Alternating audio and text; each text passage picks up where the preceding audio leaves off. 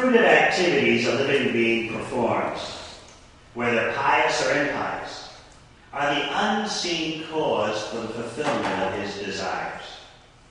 This unseen cause is the root for the living entity's different bodies. Because of his intense desire, the living entity takes birth in a particular family and receives a body which is either like that of his mother or like that of his father. The gross and subtle bodies are created according to his desire. Purport. The gross body is a product of the subtle body, as stated in Bhagavatam. Yam yam bhavi smaram bhavam chadante kale param tam tamavanti konteya sadata bhava bhavita. Whatever state of being one remembers when he quits his body, that state he will attain without fail. The atmosphere of the subtle body at the time of death is created by the activities of the gross body. Thus, the gross body acts during one's lifetime, and the subtle body acts at the time of death. The subtle body, which is called linga, the body of desire, is the background for the development of a particular type of gross body, which is either like that of one's mother or like that of one's father. According to the Rig Veda, if at the time of sex the secretions of the mother are more profuse than those of the father, the child will receive a female body. And if the secretions of the father are more profuse than that of the mother, the child will receive a male body. These are the subtle laws of nature which act according to the desire of the living entity. If a human being is taught to change his subtle body by developing a consciousness of Krishna at the time of death, the subtle body will create a gross body in which he will be a devotee of Krishna. Or if he is still more perfect, he will not take another material body, but will immediately get a spiritual body and thus return back home, back to Godhead. This is the process of the transmigration of the soul. Therefore, instead of trying to unite human society through pacts for sense gratification that can never be achieved, it is clearly desirable to teach people how to become Krishna conscious and return home, back to Godhead. This is true now, and indeed at any time. Om Jnana Timirandasya Jnananjana Salakaya Chakshundalitani Tasmai Shukade Namaha Jai Shri Krishna Chaitanya Prabhu Nityananda Sri Advaita Gadadhara Srivasadi Gaura Bhakta Vrinda Hare Krishna, Krishna Krishna, Hare Hare, Hare Rama, Rama Rama, Hare Hare. Yesterday we were speaking about the subtle body and its power. We heard how the subtle body is full of intense desires. And as we know from Bhagavatam, the subtle body is the template upon which the next gross body develops. So therefore, I was explaining last night, the very nice program we had across the street. The title of the program was Living on a Planet of Uncontrolled Minds. So, if you want to be appropriately material, you at least have to address the subtle body as the repository of all the material complexities, problems, attempts for happiness and distress. Without any program for rectifying the subtle body, there can be no improvement in the human condition.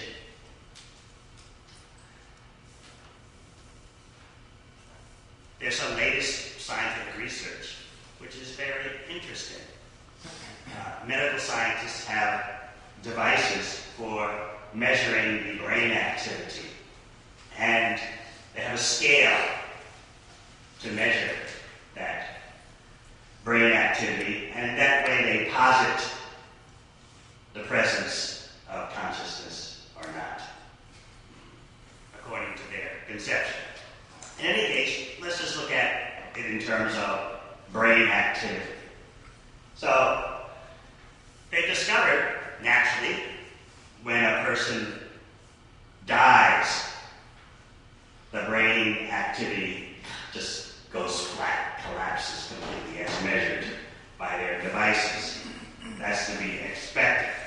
But in the latest research, in 7 out of 7 cases where the experiment was performed, they found that after the brain activity collapsed completely to 0, and of course the person was pronounced dead, immediately after that the brain activity shoots up to 80% for like 60 seconds or 40 seconds, and then gone. So, alternative doctors are saying this could indicate that after death, after so-called what we know as physical death, something is going on. There's a sudden outburst of 80% of brain activity,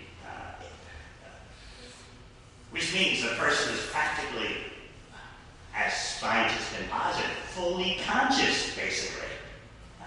Just for like 40 seconds, 60 seconds at the most. Then, again, everything collapses.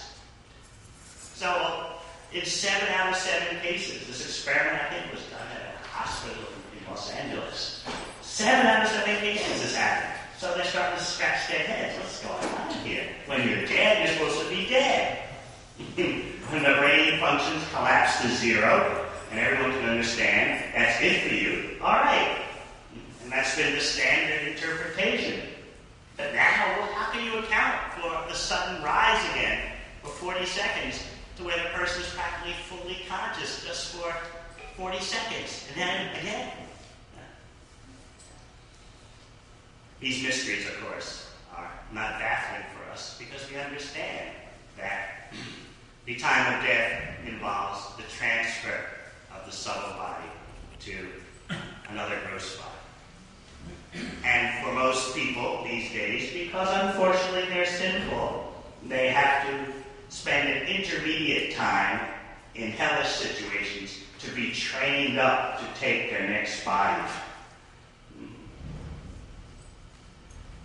I remember on a morning walk with Srila Prabhupada here in Los Angeles, where a question was asked.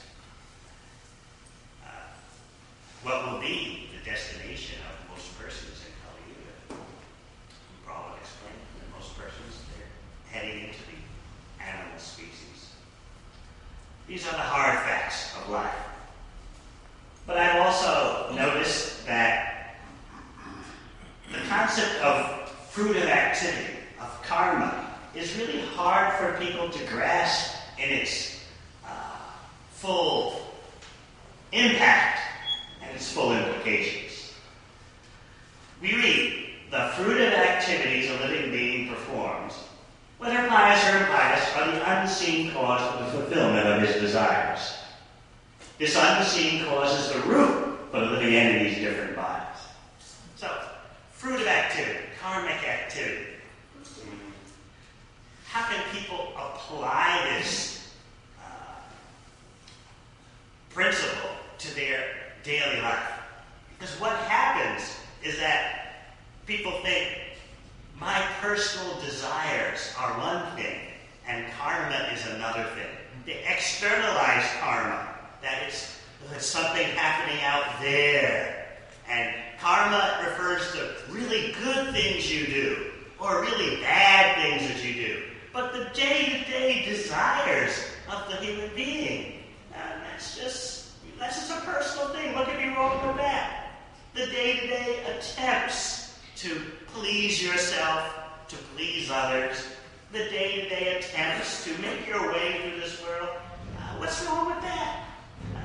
So, most people, they can't take full-on the implications, I've noticed. My travels around the world. They can't feel it full-on, the implications of what fruit of activity is. Any attempt to please yourself and please others that doesn't involve first directly pleasing Krishna, going through Krishna, connecting to others, and connecting to yourself through Krishna. This is fruitive activity. So, often people react that, oh, this is very severe. I mean, what do you want out of our life? We're just trying to cope. We're just trying to get a little happy. We're just, trying to get by with our friends. And you mean to say that every little thing we do, just to improve our situation, or that's karma, fruit of activity, and causes a hard knot in the heart? Hrideya Granta? So therefore we need to repeatedly hear. By repeatedly hearing and contemplating what you're hearing, the immense reality starts to dawn on you. I remember in 1977, Srila Prabhupada speaking in Mumbai, and he just had given his umpteenth example of how we're not the body. And then he stopped and said, do you know why I can always come up with examples like this? Because I'm always thinking about it. This is extraordinary. Why couldn't the devotee like Srila Prabhupada, he's always thinking about how to present to people that you're not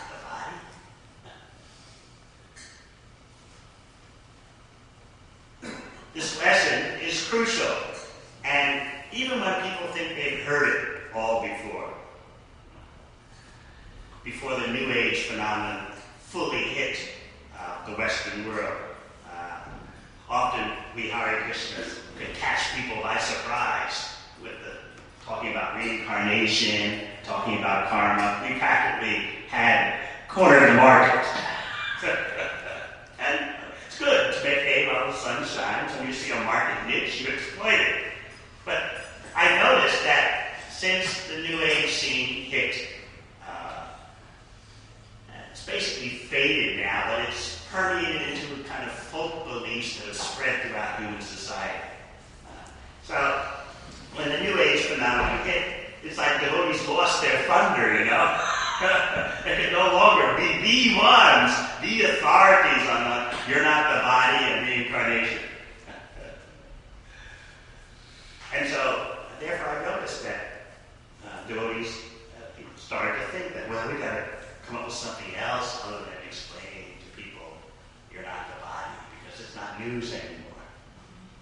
Every spiritual person in Southern California, and of course every person in Southern California is spiritual in his own way. But every person in Southern California knows that, you're more than just the body. And everyone's spiritual somehow or other, and everything you do is spiritual, your girlfriend is spiritual. That's the way it is these days.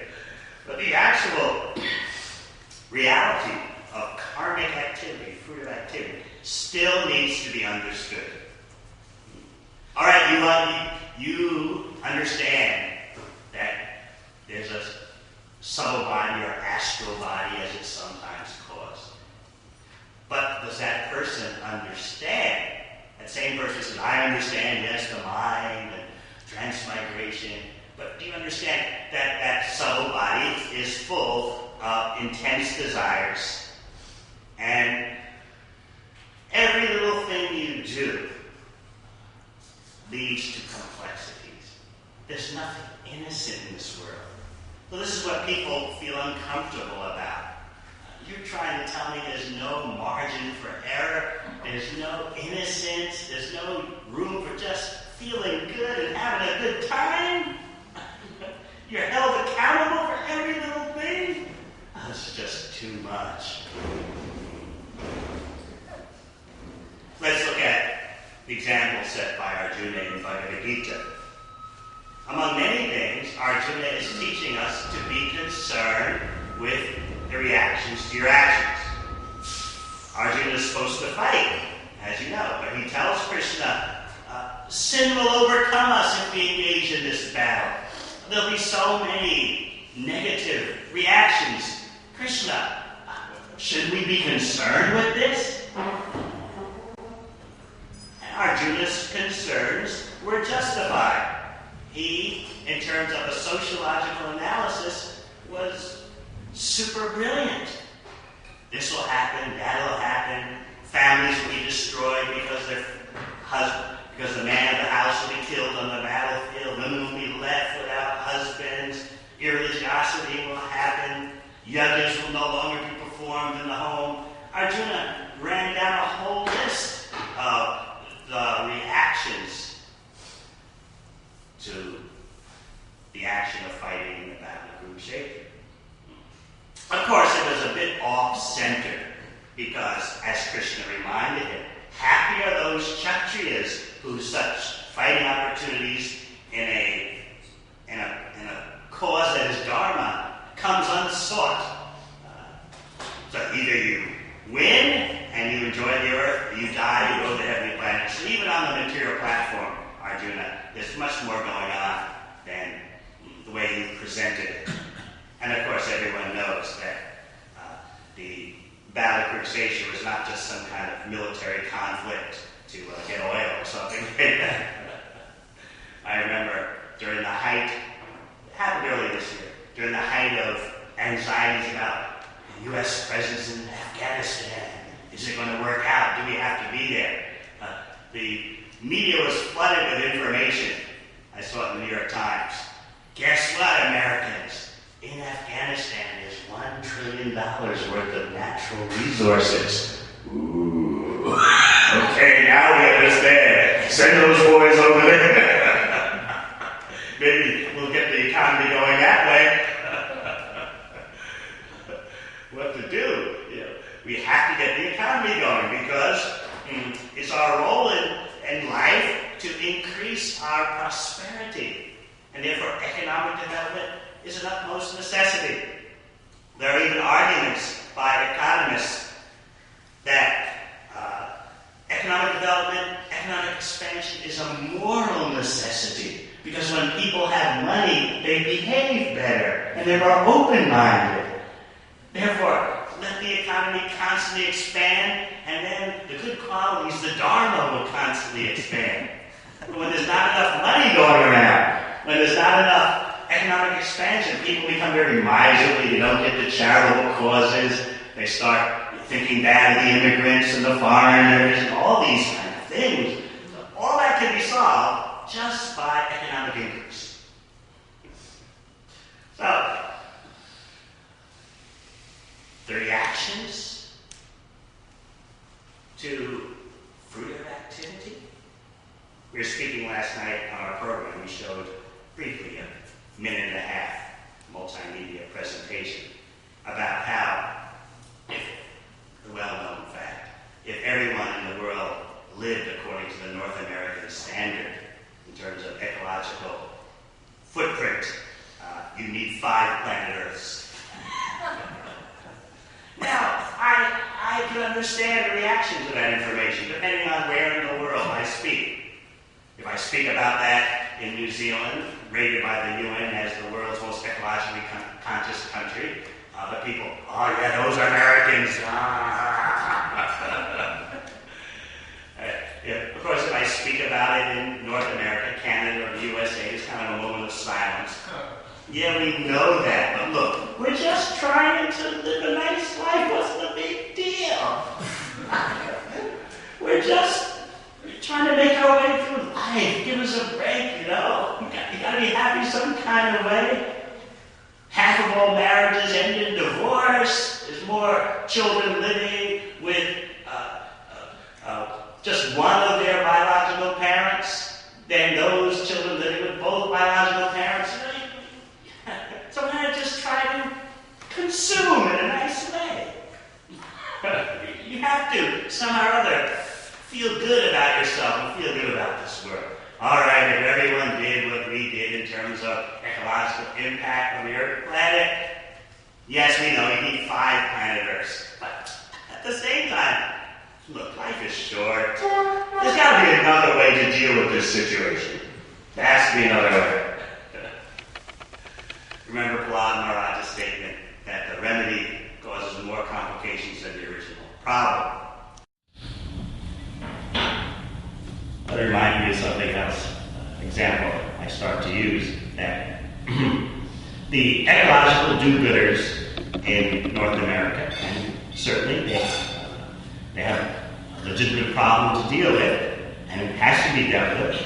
They were feeling good that through legislation and popular pressure, we drastically reduced the number of the burning of coal in the U.S. and the number of coal-burning power plants. It's on the way. People are getting the point that this is disturbing the environment.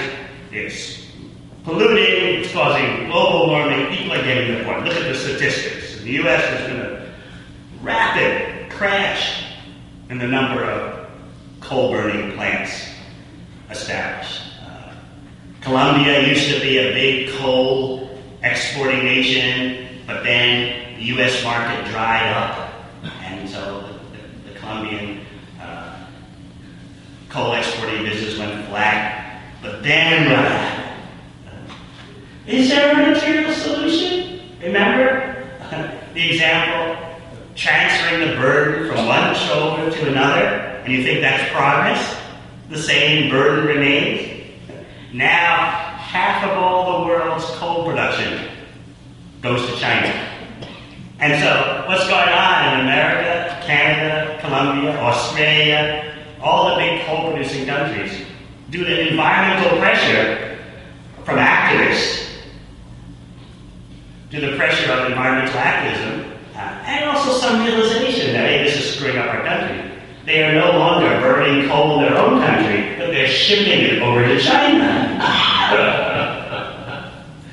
And what does that mean? It means not only is the same Earth planet just getting it from another place, but the problem worsens because of all the ecological impact caused by the ships burning fuel to transport all the coal to China. So it gets worse. And then when the businesses are asked, why are you doing this? They say, look, we have to make money. That's the purpose of business. And remember, coal mines are labor intensive. There'll be jobs in your community. Who's arguing against jobs in a recession? So as for the earth and the environment, well, we have to have some leeway, but we need to understand that we still have to live our life. So this is the human tendency to rationalize and try to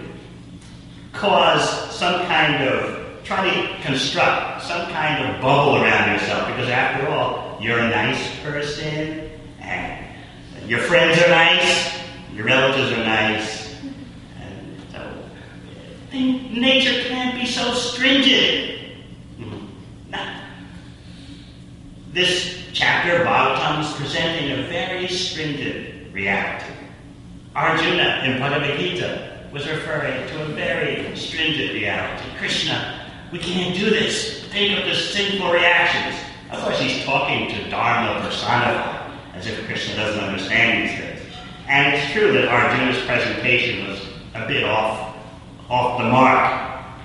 As Krishna briefly explained to him, even on the material platform, this is Dharma. What to speak of on the spiritual platform? I want this. After the Battle of Kurukshetra, you have Krishna departing Hastinapur for Dwarka. He's heard Queen Kunti's beautiful prayers, and he responds just by smiling, an enchanting smile. He's about to leave, and then Yudhisthira stops him. My dear Krishna, please stay a few days longer. And because of Yudhisthira's love, Krishna agrees to stay. Yudhisthira, as we all remember this very poignant part of the Bhagavatam, Yudhisthira is able to delay the departure of the Supreme Personality of God. Yudhisthira has something on his mind. done something that cannot be remedied, even if I spend millions of years in hell. I have caused such havoc in the world just so I can be the ruler. I cause extraordinary problems to families, to women, to children. All that just for my selfish desire. Even if I spend millions and billions of years in hell, nothing will atone. Nothing will cleanse away these reactions. You also brought up the point. Even if I do material welfare work, still, it's not enough. Not even an Ashrameta Yajna. It's not enough to rectify the karmic reactions for what I've done. Kriti Rudam Dharatmana. Look at my heart. Look at the sinful activity and reactions manifest in my heart. Dharatmana. My heart is so hard. Just take a look. Kriti Rudam Dharatmana. Very lucid self-analysis. Of course, Yudhisthira's lamentation was arranged by Krishna, just like Arjuna's falling into delusion was arranged by Krishna, to set an example. Take the reactions to your activities very seriously. So if Yudhisthira didn't give himself any margin for error, he didn't put a bubble around himself. He wanted to face the situation square on. I did actions. I'm the cause of the reactions. What is the hope for me? If someone as righteous as Yudhisthira does that, what to speak of the so-called innocent people of human society today? There is no bubble. There is no margin of error. And this is a little uncomfortable for people to understand. But when they read Bhagavatam and then their hearts become touched by the very emotional responses based on knowledge of Yudhisthira and others. Of course, we know that Krishna purposely arranged a situation that even he and Vyasadeva could not pacify Yudhisthira. Even historical examples were given. Shastra was given, but by Krishna's arrangement, Yudhisthira, he wasn't, his discontent, his inner turmoil was not quelled. Therefore, they went to see Bhishma lying on the famous bed of arrows. Actually, Bhishma could have left long before this, but he maintained his life just to see the Pandavas assume their rightful throne. So he died a happy man. As you know, he died at will. So he prolonged his stay in this world just to see the grand outcome. But in Yudhisthira's eyes, the grand outcome was not grand at all. How can I feel good about being king? And Shonagarishi, in speaking to Sukta Goswami and Naimisharanya, he brings out this point in the Bhagavatam. He asks directly, how could Yudhisthira feel at ease assuming the throne, knowing all the total devastation that's hit the world? And according to Mahabharata, 640 million soldiers died. World War I, 17 million casualties. World War II, 54 million. 640 million. Prabhupada refers to it as the greatest military conflict of the past 5,000 years. Naturally, just like in one of our programs a couple of nights ago, that one was necessary. And as always, a person asks the question, the Battle of Kurukshetra, And isn't it about like this inner struggle between good and evil, and Arjuna represents this, and the Kauravas represent that, and so the battle is actually simply something going on in the heart. This is why we need devotees like our Drita Karma Prabhu to put holes in the present theory of human antiquity. Because people are always going to bring this up. Where are the traces of such a battle? And 5,000 years ago? And really, we don't see it.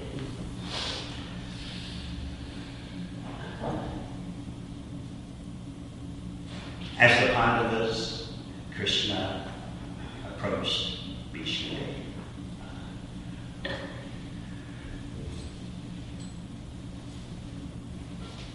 The scene was so emotionally intense.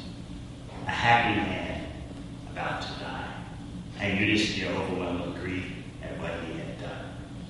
And Krishna wanting Bhishma to be glorified. Just see, Bhishma can do something I can't do. He's going to give knowledge to Yudhishthira. I want to glorify my devotee. My devotee does more than me. That is Krishna's desire. When we consider the mind and the effect karmic activity has on it, we start to see the calamitous situation. Lord Rishabdev, in speaking to his sons, says karmaka. When the mind engages in karmic activity, it becomes colored. That's nothing innocent. It becomes tinged. And the result of that tinge is that the person starts to desire material elevation. So this whole idea of I've got to better myself materially in life, I've got to make the world a better place, I've got to make my circumstances better. This comes from a karmatmika mind. These desires are the natural result of a mind that's tinged by karmic activity. So we have to learn how to trace things to the root and find the cause. At the end of this purport, we read that, therefore, instead of trying to unite human society through pacts for sense gratification that can never be achieved, it is clearly desirable to teach people how to become Krishna conscious and return home back to God. This is true now and indeed at any time. Our acharyas are quite heavy on material welfare work. It's not simply Srila Prabhupada. He's getting it from Srila Bhakti Siddhanta Saraswati Thakur, who you can read in the memoirs of Srila Bhakti Siddhanta Saraswati Thakur that he viewed material welfare work as a deception when speaking to great material welfare workers who would come see him in India. First, Bhakti Siddhanta Saraswati Thakur, as you read in the Harmonist newspaper, he would first say, what you're doing is noble, what you're doing is high, but, and he would rip the whole thing to pieces. Why is there a problem? You're deceiving people. By putting the emphasis on material welfare work, you're distracting them from theism. So you're building up false expectations. And as a result, people aren't able to focus on what is actually the way to change things. So you're being deceitful. You're inspiring hope in blowing on the boil. That example Prabhupada would give comes from Bhakti Siddhanta Saraswati Thakur. You have a boil and you're going to get relief by blowing on it. You can try it. Probably don't get boils, but you may get mosquito bites from time to time. Just try blowing on it and see if it relieves the itch. I've tried it. There's like a very slight soothing sensation. Now you're going to make a big thing out of that? So Bhakti Siddhanta Saraswati Thakur's point was, blowing on the boil doesn't work. You need the expert words of a devotee which lamps the boil. You always got right to the point. Lands the boil, and all the pus comes out, and then you have solved the problem. Because of the expert words of the devotee who can explain what exactly is going on in terms of karmic activity. So Bhaktisiddhanta Saraswati Thakur gave the example of emptying out the ocean. You can get millions of people to try to solve the problem there's an ocean by emptying it out. Even if they can do it, what will be the result? He explained, they just transfer the water somewhere else. So this is cheating. You think you've made progress. The ocean is now empty. But where did the water go? You just shifted it to another place. And you're giving yourself credit for helping and uplifting.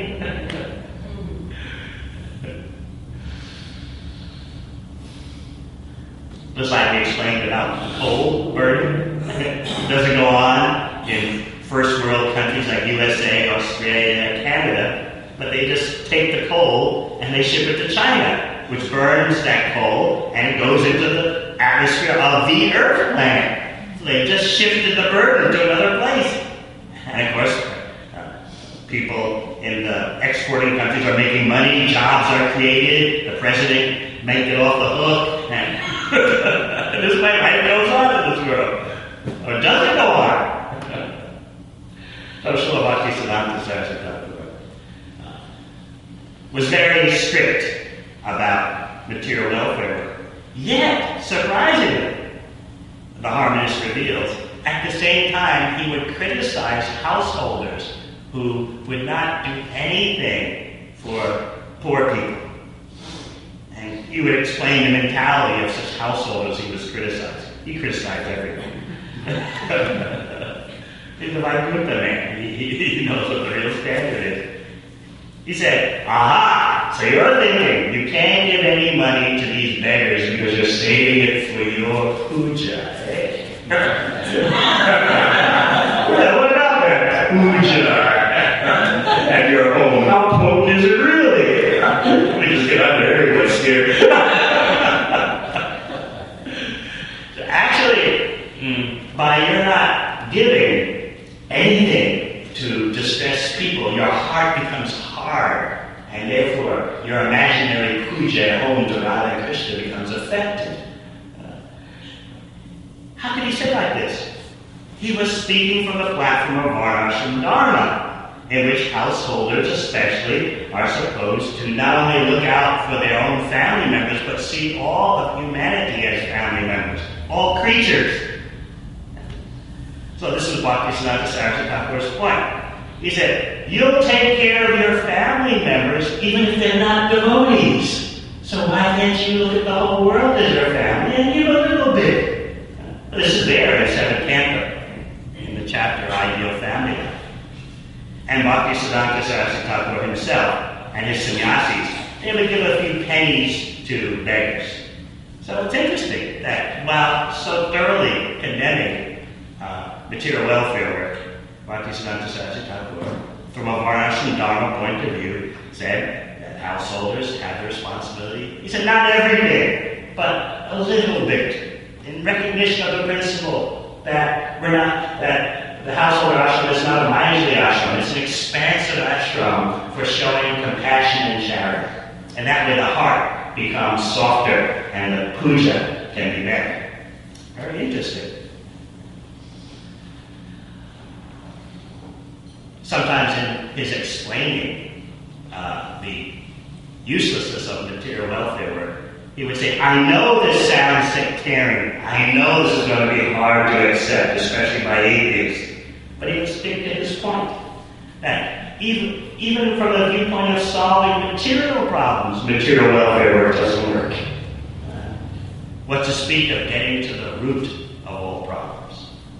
So this is our Sampradaya. It's very interesting how Srila Bhaktisiddhanta Saraswati Thakur stuck to these principles, yet at the same time he had an expansive vision in terms of how those principles are applied. Or distributing huge amounts of prasad to the poor people in Calcutta.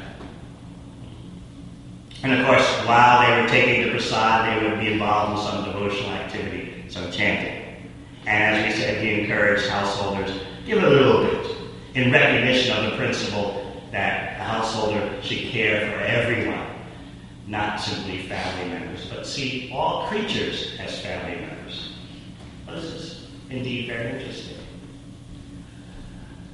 Finally, my next point, the hope for making the world a better place, making our life better. It seems, again, an innocent bit. Hope. How can you live without hope? I was talking to Dr. Nanda, asking him about what's going on in the cancer scene, because he has a cancer clinic. And he was saying, cancer is normal these days. It's nothing like unusual. It's just part of normal life. So I said, well, have there been any great scientific breakthroughs in dealing with cancer? He said, yes. Instead of people dying in 6 months, they die after 2 years. But he said that with measured compassion and empathy.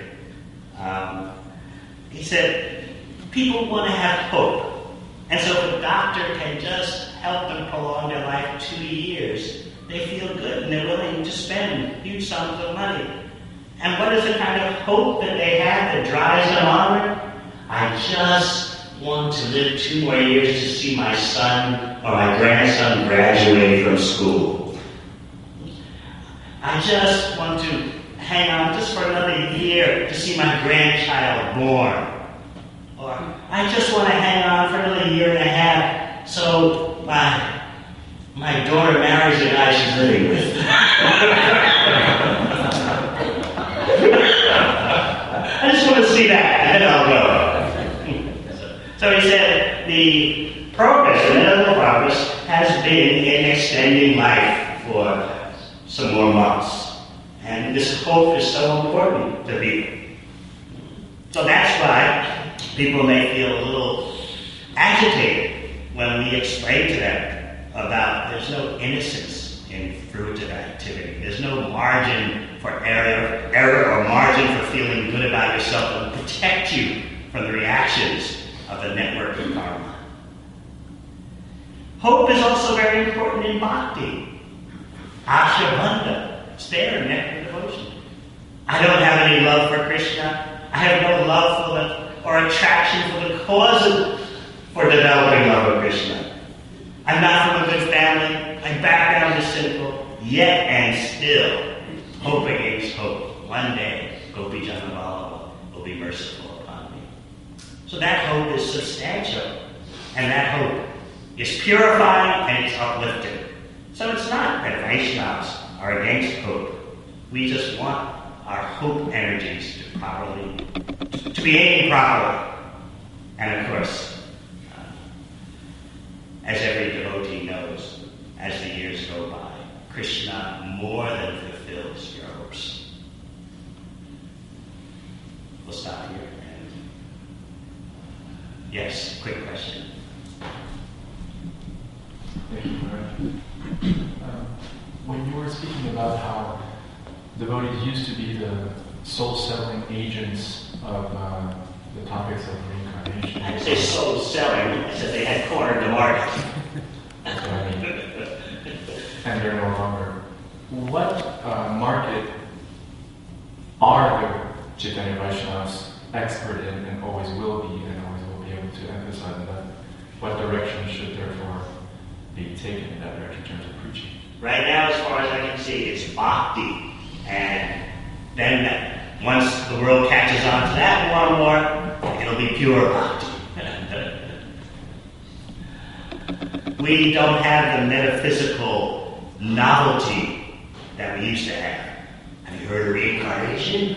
No, take a look at this. Yeah, everyone, reincarnation, yeah, I think in my past life I was a movie star, and that's why I like movies in this life. So, there's so much similarity between